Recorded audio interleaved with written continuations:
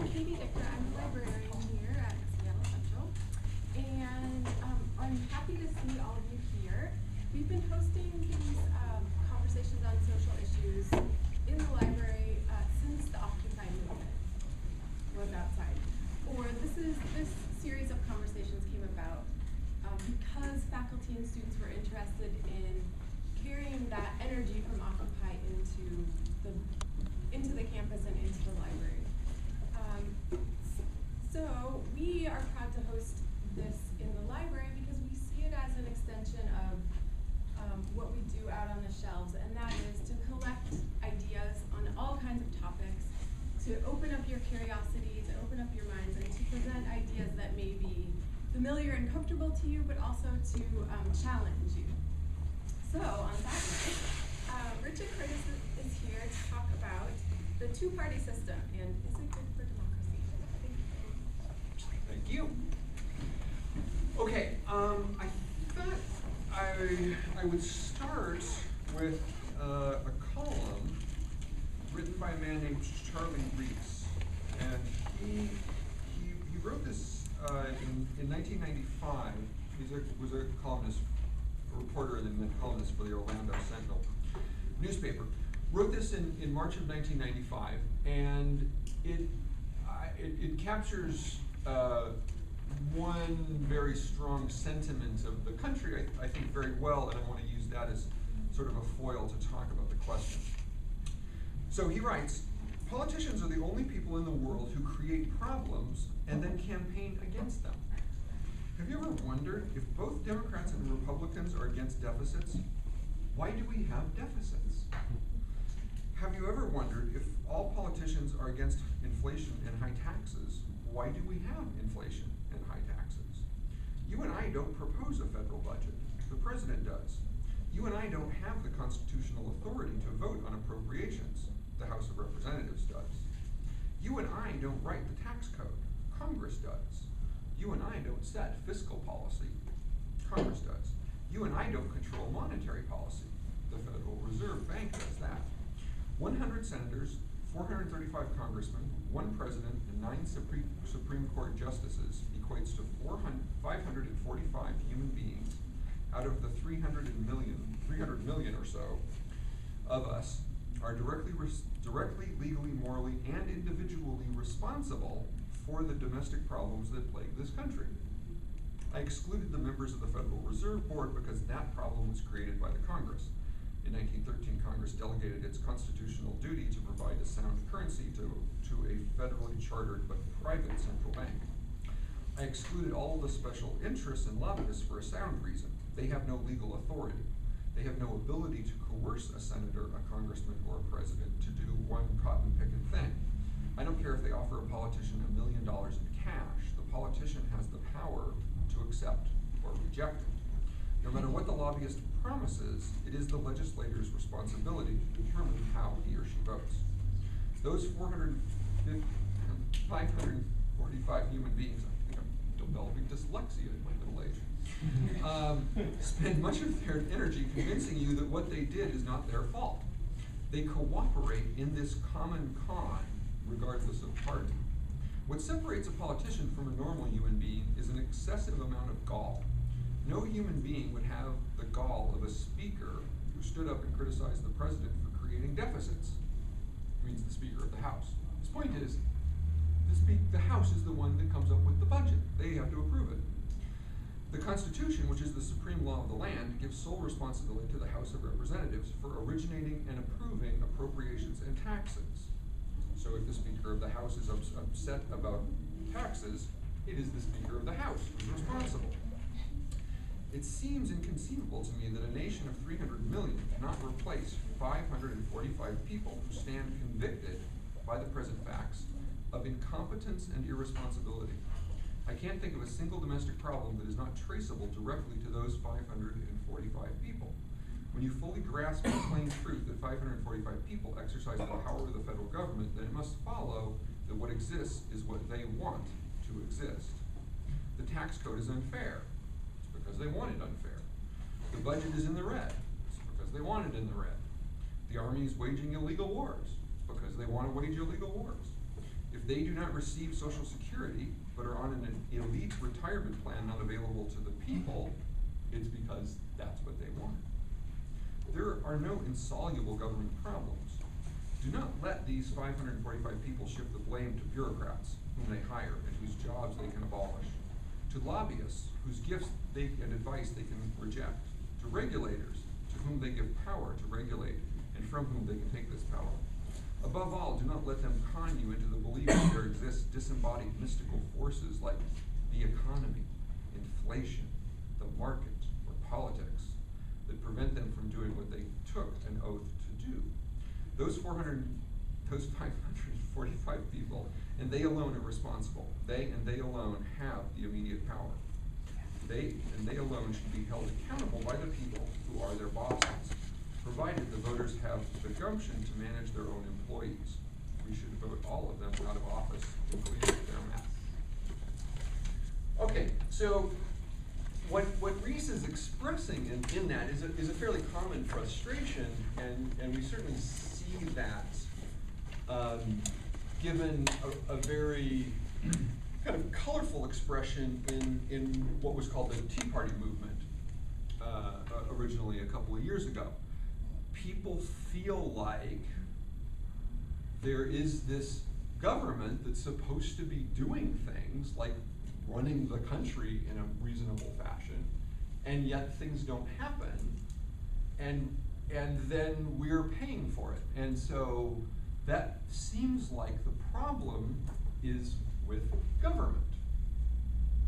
And so one reaction is to say, oh, okay, well, if we could take all of the power from the government, then we wouldn't have these problems. And that seems to a lot of people to be intuitively true.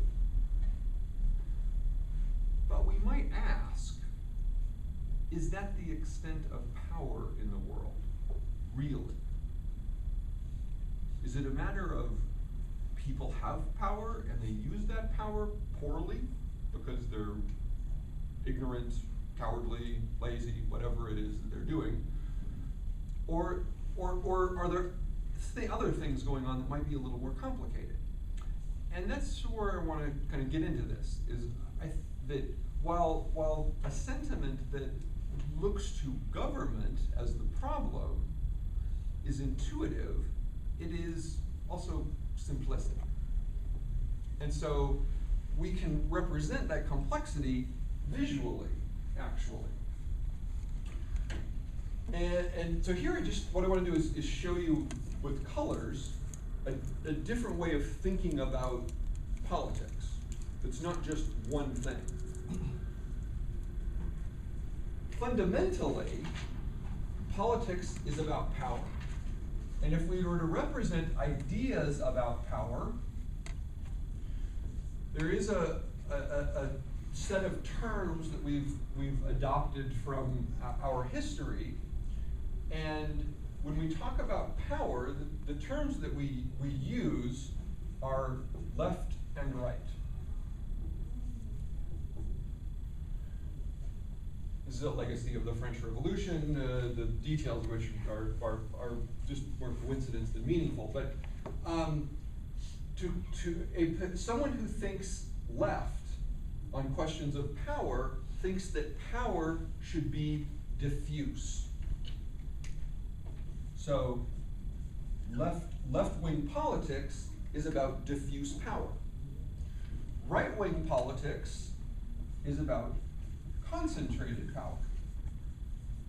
So classically, democratic societies are left because the power is distributed across an electorate, which can decide the government. So that's diffuse power. But how diffuse is going to be an open question. And also classically, what in the 20th century what was called fascism is a political philosophy that concentrates power, and in its most extreme form, in the hands of a single individual.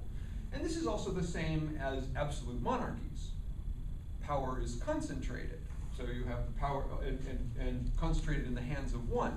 But power can be concentrated also more or less, the same way as it can be diffuse more or less. But politics also involves other issues. Or when we talk about politics in society, we're talking about other issues at the same time. We're not just talking about power. One of the things that we're talking about is social issues. And this has to do with how do the citizens make decisions about governing, about their own lives and what's going to be important in how they're day-to-day living their lives. And there is one view that says that's the kind of thing that tradition is for. And the reason that we have these grand religions and long-standing traditions and customs and laws that come out of them is because tradition is a deep repository of wisdom. And that view is thought of as conservative, because it's going to conserve the wisdom of the past. The alternative view, which says, well, certainly at least in the modern world, people have their own ideas, they have their own opinions. As long as they're not really getting in the way of other people, they really should be left to make their own decisions. And that's called liberal.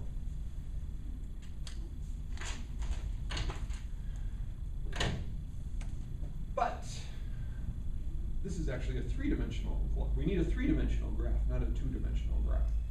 Because there's one issue that's left out here still, and that's the issue of the economy. So to do that, I really need a z-axis that runs through the room, and I can't do that with a marker. So I'm going to try and do it with a little sort of imaginary z-axis through here.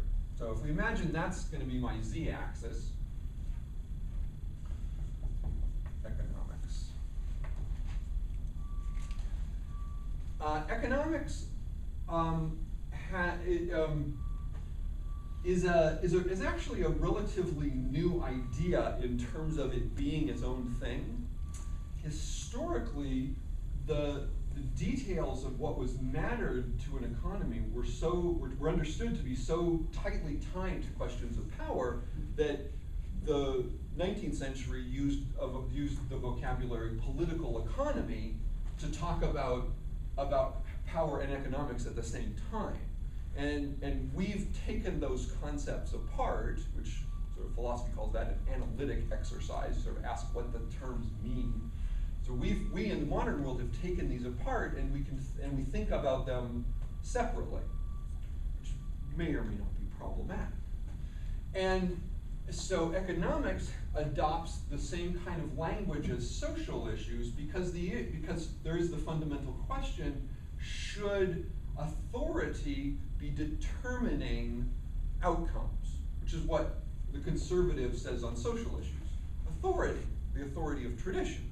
So the authority might be a different kind of authority. There's different kinds of authorities, but some authority.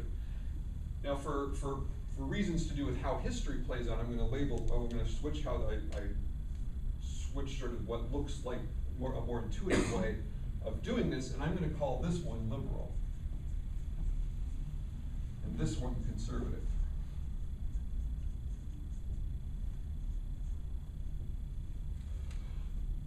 So the liberal in economics says that individuals and individual firms should make their own decisions.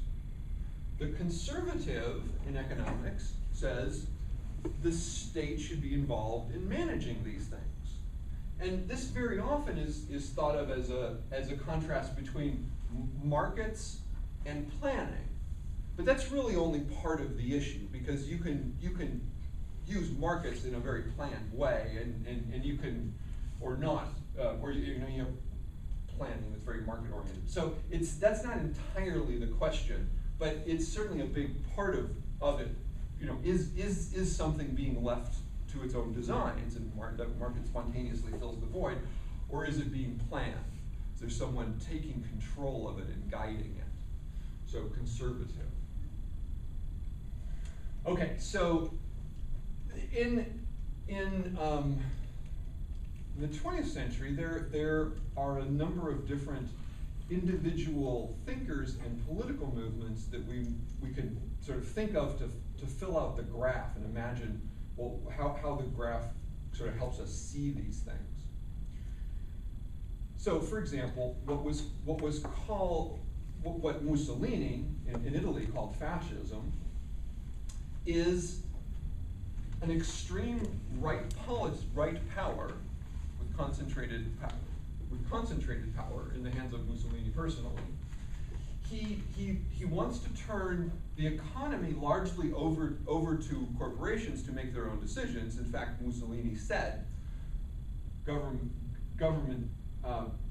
said fascism is government plus corporations. So he wants businesses to make their own decisions. So that's a liberal economic theory, and he's very conservative socially and social policy. He wanted the Catholic Church to be the grand historical authority that was determining social questions. So fascism is the collapse of the extreme of all three of these poles. What's called communism, at least as Marx understood it as a theoretical possibility in the future, it represents an extreme left idea on power because Marx wants to see power radically diffused. It's very liberal on social issues because it doesn't want authorities telling people what to do. It also, though, what Marx called communism is also radically liberal in that communism imagines there isn't a state left to manage an economy, that people are doing it on their own. But what really matters to us is that communism is an idea that Marx has about way off in the future. And what really matters more is the thing he called socialism.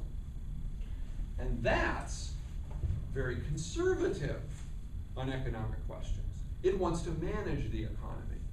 So if you think about a society like Cuba, Cuba is trying, at least they certainly, people have different opinions over whether this is sort of succeeding or not succeeding, and how much is really intended or not. But if we take it at face value, the Cubans want more and more diffuse political power, but they want a planned economy, which they've been compromising on lately. But they wanted a planned economy, which is very conservative, and they try to be very liberal on social issues. They have this sort of, sometimes the Catholic history gets in the way, but in general, so as a society, they're trying to achieve a collapse of these three poles, and that's called socialism.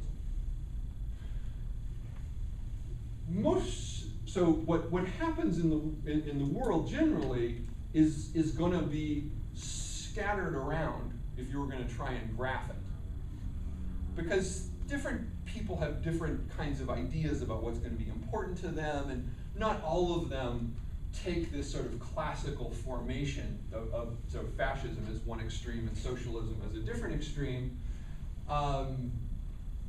So even in the Soviet Union, for example, Stalin personally was very socially conservative. So after Lenin dies, they end up with a whole bunch of laws which are very, very conservative. Lenin was very much more of a liberal. Gandhi, who's kind of my favorite personal example, just because he's so passionate about these ideas and then just a little bit unusual. Gandhi also radically left in his politics. He wanted a radical dispersion of power. He's fairly conservative, it turns out, on social issues. He liked the idea of maintaining the family structure, the way that Hindu society was traditionally organized. Not extreme conservative, but a moderate conservative on those things. But he's also, Gandhi, very conservative on economic question. He was sort of a classic socialist in his age. So that's kind of interesting. You know, he sort of stands out. All right, now, when we think about the United States, what we notice is that the graph starts to get less useful for some strange reason.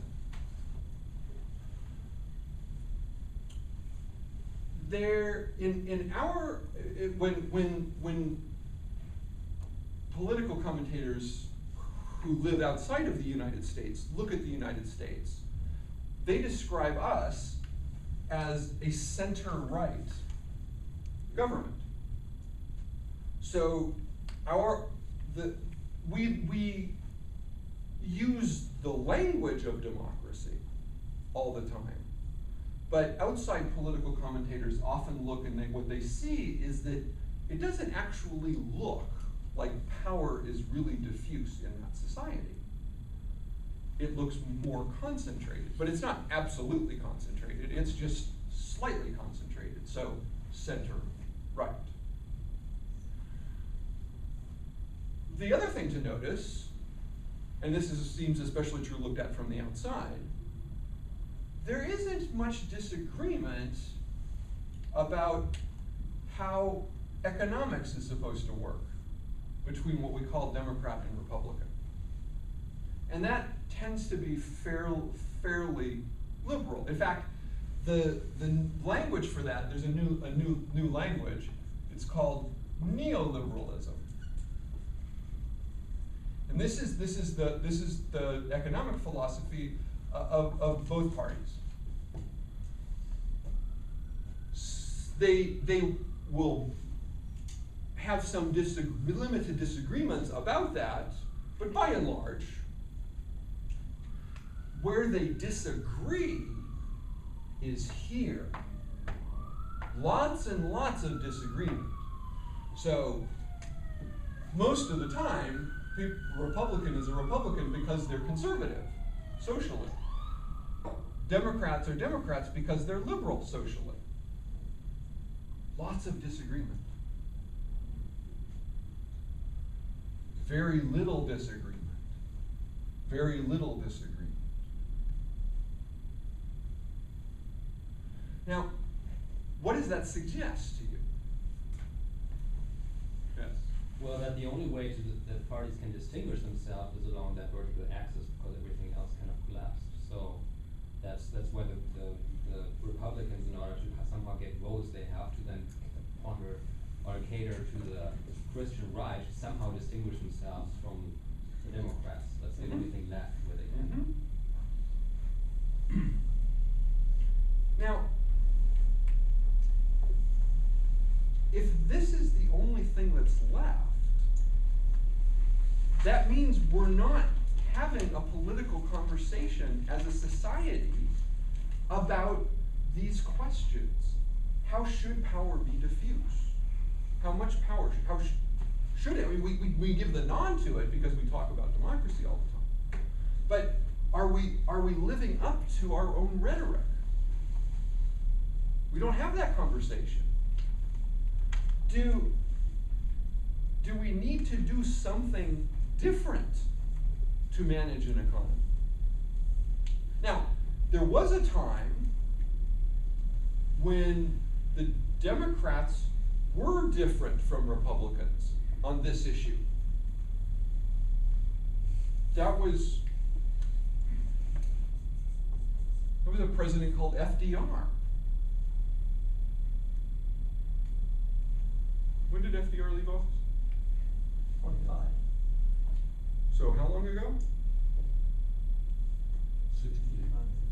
Yeah, coming on 50 years. So 45, 60, yeah, it's coming up on 70. So he, in response to the Depression, has these policies that are called New Deal. Now, the New Deal is not a radical move to conservative control of the economy, but it's definitely a very significant move away from the liberal end. And so I think people can fairly honestly, reasonably refer to New Deal policies as a very centrist approach. And it's worth noting what Roosevelt is doing is he's just taking the advice of an economist named John Maynard Keynes. So it's just called Keynesian economics. Is the theory that Roosevelt's using. Well, there's something very odd about that too. Roosevelt was elected president. How many times? 4. And how many times are presidents supposed to be limited to? No, And it was a constitutional thing. because that's the point. Is he served 4 terms? He was elected 4 times to the presidency. It's just amazing how popular he was.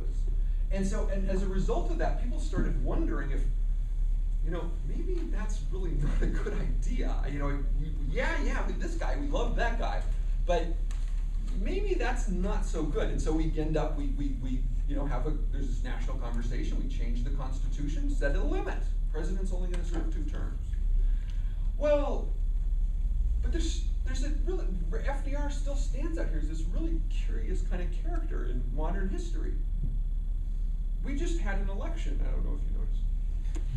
It was kind of hard to avoid sometimes.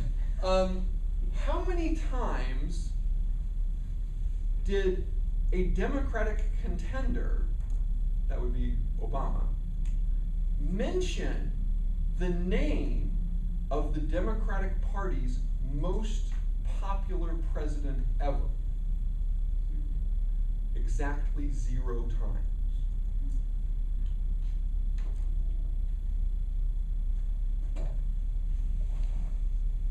Does that seem strange to you? Okay, FDR was a Democrat. FDR, Franklin Delano Roosevelt. FDR, we had 2 Roosevelts, so that's why we do that.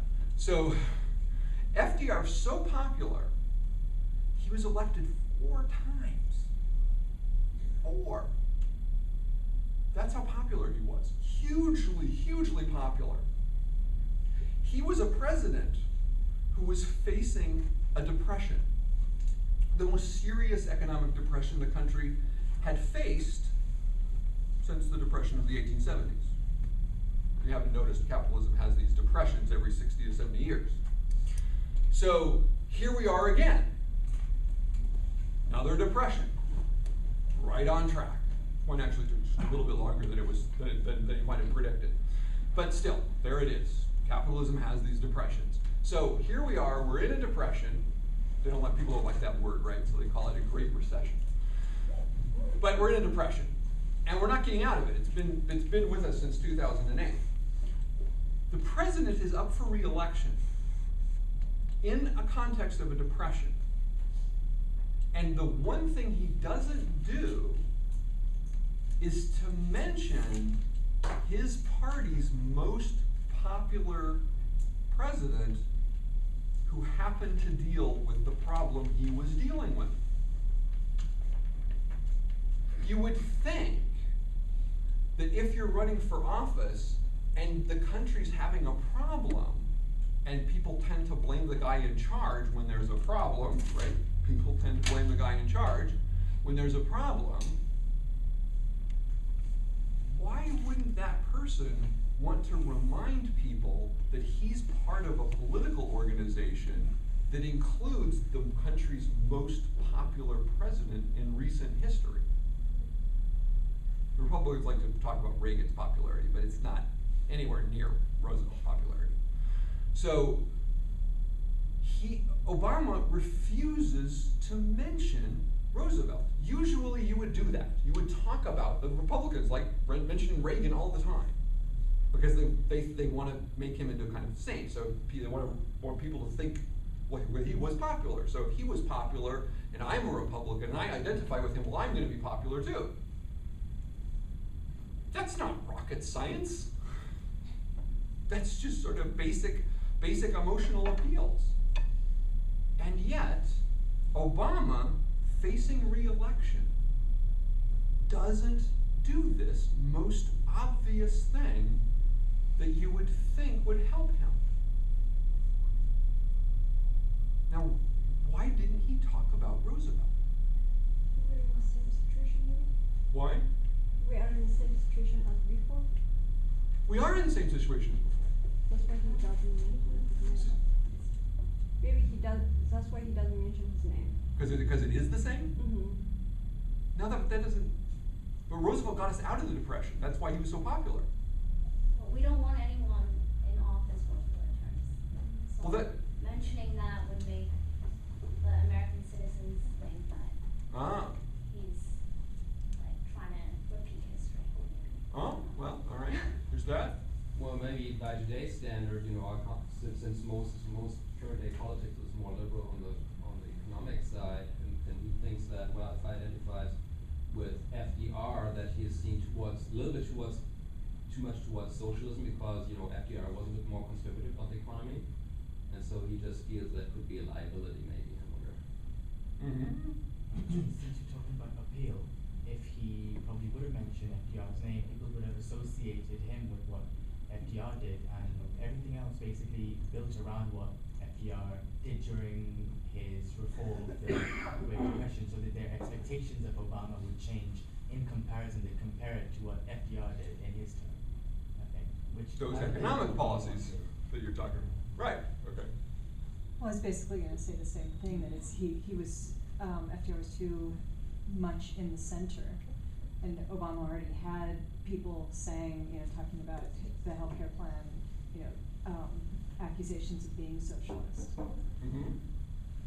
Yeah, it was pretty much along the same lines. He's trying to differentiate himself from FDR in terms of economic policy and stuff. So that's, you know, if you want to differentiate yourself from, you know, a very significant figure like FDR, and especially, you know, in the economic avenue of things, then, you know, you would basically try to distance yourself from that particular person, because obviously it's not the same thing. So you don't bring them up. Exactly. Well, I think you guys are onto something. This neoliberalism rejects the economic policies of this guy Keynes. And Obama is committed to neoliberalism. That's the point. Economics is not up for debate. We are going to be a neoliberal society. So if he's going to stick with this neoliberal society, he can't possibly mention FDR, because to mention FDR is to invoke Keynes. And he can't possibly mention Keynes, because if he mentions Keynes, then he's reminding people, oh, there was this guy who won the Nobel Prize for figuring out how to solve depressions. And since we're going to ignore him, we don't want to remind you all that he won the Nobel Prize for solving this problem. But what about the stimulus package?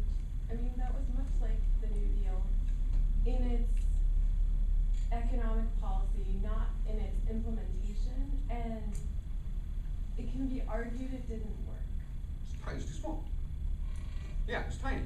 So that's and the practical reality is that every government on earth is Keynesian.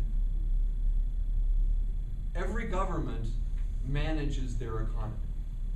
This was the fundamental insight of Keynes, is that capitalism has to have a government authority that's going to use monetary policy and fiscal policy just to say how taxes are collected and spent, and how much currency is being circulated. That's the monetary policy. But Keynes was saying that capitalism has to be regulated, or it simply will destroy itself. And every government on earth follows that advice.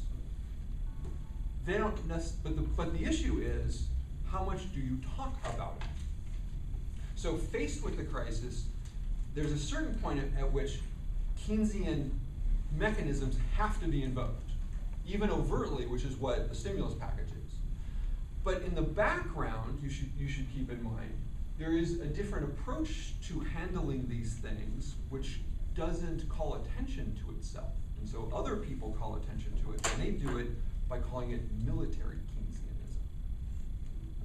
So Obama, like Bush, is using Keynesian economic policy, but the version he uses is military. And what the fundamental point that Keynes was getting at is that if people have less money to spend, then they're not going to spend money. And that means that more businesses are going to go under, and less people will have money to spend, and you get this big downward spiral. And so the way you get out of the spiral is the government has to just spend money. And if the government will spend money, and ideally what Keynes said is hiring people, and he went so far as to say it didn't even matter what they did. You could hire one group of people to dig holes in the ground and another group of people to fill in the holes in the ground. But economically, what matters is that people have jobs. And you give people jobs. So if the government gives people jobs, they're going to go out and they're going to spend the money. They're going to buy clothes. They're going to buy a house. They're going to buy a car. They're going to buy a refrigerator. Someone's going to hire people who make cars. Someone's going to hire people who make refrigerators. So what Keynes said is that you stop this downward spiral by pumping money into the economy, creating, and most directly by creating jobs. And that's where the stimulus package that's talked about is just so, I'm sure Keynes just rolling over in his grave. That it's, what you need is people, this is what Keynes was saying, people have to have jobs. It's not just a matter of plain money. People need a sense that they have money coming in so that they'll spend it, because the whole point is getting people to spend money again. Well, what a military Keynesianism does is it maintains very high military spending with the implicit understanding that economically, one of the things that's being accomplished is people are being given jobs. Defense contractors have jobs. The people who are in the military have jobs. The people who provide services to bases around, to the people just sort of peripherally around the military, so the businesses that are around military bases, they have jobs. So you create jobs through military spending, but the problem with that is that it's very, very inefficient economically, because too much of that kind of money goes into profits. And so what you end up with is spending a lot of money, but you've directed a lot of it back into a place where it's not doing anything, the hand of rich people who are holding on to it because the economy's not doing well, and you're not getting as much of it into the hands of working people who are going to spend it. Yeah, I think along the same lines, then also this gigantic bank bailout, and so it's not just military, it's kind of just a plutocratic Keynesianism, because yeah, that's an interesting term. I like that. Because it's a greater, it's not just military, it's, if you include the bank bailouts, I mean, it's just basically benefiting mostly the rich, so it's military plus plutocracy. So, and although, I mean, in one sense, that's not so much a plan as just desperation. But it's desperation that takes a specific path, which is to avoid a different path. It's not Keynesian. All right, now, why am I telling you all about this? Okay, well, the issue here was, is a two-party system good for democracy? And certainly, on the face of it, having elections that are contested seems like a good idea. That is, different people have different ideas, they're running for office. That seems like a good thing, because you want to get different opinions so that people, but what we've ended up with is a system in which we only have one political debate. So if what we have are political parties, two political parties that agree on 66% of the issues, do you really have contested elections? Well, you have them 1/3 contested. they're not really fully contested, because 2/3 of what's going on isn't being talked about, isn't up for conversation, isn't up for change.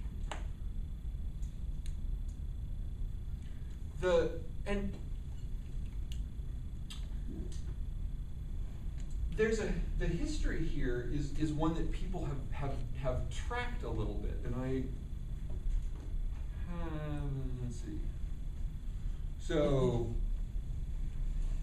I was hoping for one that in particular. Oh, I'm not seeing one I was looking for, but in the early 1990s, the Democratic Party party leadership at the time started something that was called the Democratic Leadership Council. Oops, that's council. All right, so I don't know how to do this. This was a group of people who were coming to prominence in the Democratic Party and had the idea that the Democratic Party should make itself more appealing to corporations which would be willing to help them out financially. So Bill Clinton, Al Gore, John Kerry, those people that are part of this, what in essence is really the right wing of the Democratic Party, which takes over the leadership of the party via sort of this independent institute that's supposed to be advising him, and steer the party in the direction of being more friendly towards corporate interests, which means, number one, you got to start messing with these polls, because economic power, concentrated economic power does not want our current economic arrangement messed with. So that's number one. You got to keep that, and if you're going to do that, you have to control power somehow. So power is always being controlled in order to do anything else. At the same time, in the Republican Party, there was a new generation that was coming of age, who were largely influenced by the thinking of a man named Leo Strauss. And it's his ideas that become what's called neoconservative.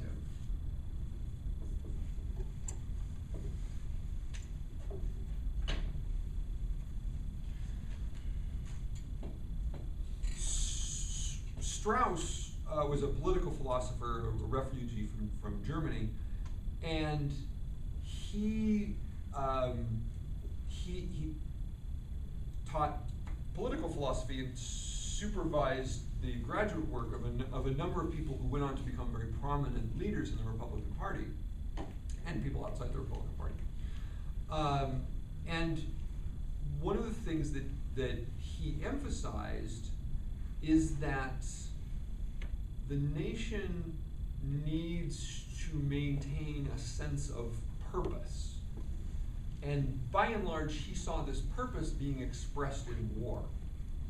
And so if the country has enemies to fight, Strauss thought that gives people a sense of purpose. This is a basic idea that Strauss picked up from one of his teachers, a man named Carl Schmitt, who's one of the ideologues in the Nazi Party. And all of this is deeply, deeply ironic, because Strauss is Jewish and had to leave Germany in order to avoid being murdered. And yet what he comes up with is a political philosophy that mimics his teacher's political philosophy, and somehow doesn't notice that political philosophy was responsible for his having to leave Germany in the first place. But that's what he came up with. You need a war. Well, that means you need enemies. So we have enemies. And we had this real crisis for a while that happened around here. Because we had an enemy that was working out really well for us for a while. But the damn Soviets went and collapsed. The lousiest enemy a country could have. How are people gonna have a sense of purpose about fighting the enemy if the enemy's gonna go and collapse? So we need a new enemy. People who blow things up. That would be a good enemy. Can we find anyone who blows things up? Sounds like us. Yeah. Well, no, that's yeah, okay, well, maybe another thing. Other people. But actually, that may be closer than we like to think, in fact, about the us in that. But the point is, Strauss taught that that's how the government should be managed. That's how you control people. Don't want them thinking too much for themselves. Want them controlled. Give them an enemy. Give them something to do. Otherwise, they expect too much. Have this idea that somehow life is supposed to be happy. Got to keep them busy. So we end up with a Democratic Leadership Council that calls itself neoliberal, which is meant to be socially liberal, but it in fact is also economically liberal, because that's what they're really doing, is they're wanting to be more friendly to corporate interests, which are they're very interested in liberal economic policies. So the Democratic Leadership Council adopts these ideas, by and large stops paying attention to these ideas, and then discovers, okay, we're gonna now organize our election campaigns around just one set of ideas, and we don't have to bother with the other ones being complicated or messing up the way things are, because it just so happens that these neoconservatives agree with us about how this should work and how this should work. So if you have two political parties, you might have the appearance of contested elections, but it's also possible to have elections in which the contest is mostly meaningless. Yeah, I guess that's kind of what I was gonna ask. So are we essentially voting for two different parties with the same political agenda? But At least 2/3 of the same political agenda. But they're agenda. just going about it like slightly different ways, but trying to reach the same end result. Well, at least 2/3 of the time. Right. Interesting.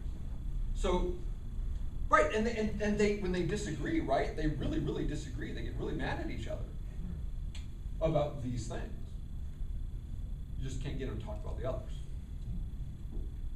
But that makes it seem like that makes that way you can have an election, or at least you can have a press covering an election. Maybe sometimes it's more important. I was just thinking about how they in the news lately, you hear about the Republican Party kind of regrouping and trying to figure out, what went wrong, and that they keep talking about it in terms of more like a marketing issue, more like a marketing problem. And it's been so frustrating for me to hear them say, "Oh, we just have to represent ourselves better." And then I think in that economics part, that to me it seems like the Republicans and Democrats aren't like exactly on the same spot. But they're very, very close together, and they're perceived in different ways. And that's what the Republicans are responding to, and it has nothing to do with meeting people's needs better or doing a better job of governing. Well, but it's that even that though. That question. Yeah, but see, even when you notice that about economics, that's kind of a general pattern. But Michelle Bachmann's economic policy is actually more conservative than Obama's. So it doesn't. That's just it. They have so much agreement on this that now they can even switch around each other. Okay. So it sounds like we're essentially voting for the same people. They're the same people. They're just wearing different ties. highs at any given day. Recently, there's been, around the time of the election, there's been a bit of coverage about the Green Party and alternative parties that were trying to get in on the debate to talk about economic issues Yeah. and a lot of other things that these two standard parties aren't talking about, but they were essentially barred from these debates, and there was some kind of revelation that there was an agreement between the Republican and Democratic parties to basically keep any other party outside Yeah, of no, the debate process. and that has a really disturbing history that's just obvious. And you can see that's them agreeing on this, is, oh, we don't want people talking about too many ideas. Because what it used to be that the presidential debates were organized by an independent organization, the League of Women Voters. And do you remember when it was that they founded the corporation that does it now? 88 was the last. Okay, so, yeah, so maybe, so starting in '92, in the '92 election, then, the Democrats and Republicans jointly organized their own nonprofit organization, which they collectively own, and it does the debates. So the two parties, since 1988, have been conspiring to limit who's gonna participate in a debate by taking the debate out of the public sphere and just keeping it themselves. And when you think about that in terms of power and the discussion of ideas, that's about the most undemocratic thing you could do in an election. There were during the two debates, during the two presidential debates on the campaign trail with Obama and Romney, it pretty much dwarfs your graph. And anytime that they talked about social issues, it was just, them two going at each other's throats. But anytime, especially during the second debate, every time, if you go back and look at those debates, you notice that when Obama answers a question along the lines of the economy, Romney agrees. Yeah. And vice versa. Yeah. Well, except for taxes. Which even then is small. That's just small. It's true, but it's big to us. It's just what Lynn was saying, that we don't span from fascism to socialism, but there is a span. There are differences in fiscal policy, and there are huge differences, well, not huge, there are differences in the idea of a concentration of power. And the Tea Party and their philosophy that the government should, I just read something recently that a Tea Party person said, the government could be replaced by 10 good websites. Like, that's ridiculous, but it's very right-wing. Right, it's that the government's the problem, Yeah. not what the government's doing is the problem. Yeah. Government's the problem. Yeah, it's an odd view. I think that as someone who thinks about all the axes when I vote, I see differences. I hear what you're saying, that they're not as polar as in other places, but I do see differences. But you're right that and this is a recent thing, and I don't know the politics and the ideology behind it, but social issues now polarize our parties. And it didn't used to be the case. If you look at Reagan's Supreme Court nominees, you see that he didn't think about these issues as much. So I don't know why that's true now, but it is true now, and hopefully in 10 or 20 years it will change. But I think people might have to do something. So where does like the preservation of the environment fall into this? Because on some level you need to be actually more conservative on the power, because the government is enforcing environmental regulations. And it's things in this country like the ITC is always seen as being pro-environment, being at odds with liberal economics. It's always been portrayed to us as that way, even though I don't agree with that. So I'm kind of a little bit wondering, because it's such an important topic, all the survival of our species is at stake, and so being for an environment is really important. And it's ultimately, in a way, also conservative goal if you want to talk about conserving. I think the right wing has co-opted the word conservative. Being conservative on conserving resources is a good thing, but the Republicans have not done anything but that. But I'm just wondering where that falls in this diagram, because ultimately, if you want to be really strong on environment, you have to be actually right in terms of the bit more concentrated on power, and I'm not quite sure where it's on the economic axis necessarily, so I don't know if I'm gonna Yeah, so I think we might have to acknowledge that not every issue sits on one pole. So I do think that, I mean, the reason we don't get any movement is because of where economic interests are conflicting with environmental interests. But is that about an economic question, or is that more about power? Because certain economic interests have power. Oil companies have a lot of power. So, I'm open to different people might have different ways of looking at that. The way you're suggesting, that sometimes you look at that and it might look kind of conservative because you do need more power. Yeah, so, William Whipsinger, who used to be the head of the IAM, IAM is the union that Boeing workers belong to. He said we have a one-party system, it's called the Demopublicans, right? So my question, and maybe it's kind of a summation thing, is if what you're saying is empirically true, right? Let's say, for example, 70% of the important decisions in this country are related to economy and 30% are social issues, right? The competition is on those 30%, right? So our question is for people who are taking political science is, do you think, is it possible to change the rules to make the system more competitive? In other words, my analysis is the reason there aren't competitives that corporations and big banks control the funding process for both parties. So could a people's movement of some kind make the system more democratic to diffuse power, et cetera, et cetera? Yeah, and I think the answer is obviously yes, it's possible. The problem is actually doing it. And I think we have the handicap of the constitutional structure having given so much power to sort of this existing arrangement, and then this existing arrangement makes special rules to perpetuate itself.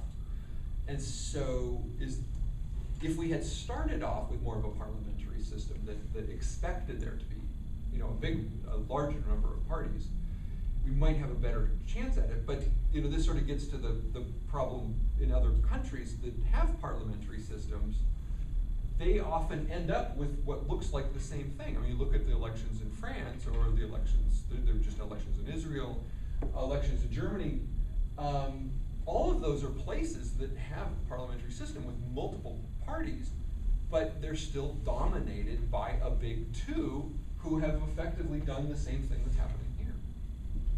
It's just maybe they have more hope because the other parties already exist, so you just need to grow them, where we have to figure out what we would do to change the rules to allow for those other parties to even have a chance. I agree and disagree at the same time. I'm from Germany, where we have a multi-party system, and I think Germany wouldn't have made nearly as much strides in terms of environmental. We have like most solar and wind energy probably per capita in the world. Yeah. And they wouldn't have happened without the Green Party. And the Green Party wouldn't have been possible without a proportional member system. So the Green Party has been our existence in part of our political landscape since 1985, I think, or even earlier. And over time, without them, we wouldn't have left nuclear energy, which we're going to get out of in 2022, and all the other strikes, right? So I mean, yes, they were a linchpin party. In other words, they were in a coalition. But even though they may be like having 10 or 12%, but they're still increasing, by the way. One of the states. Yeah. It's amazing.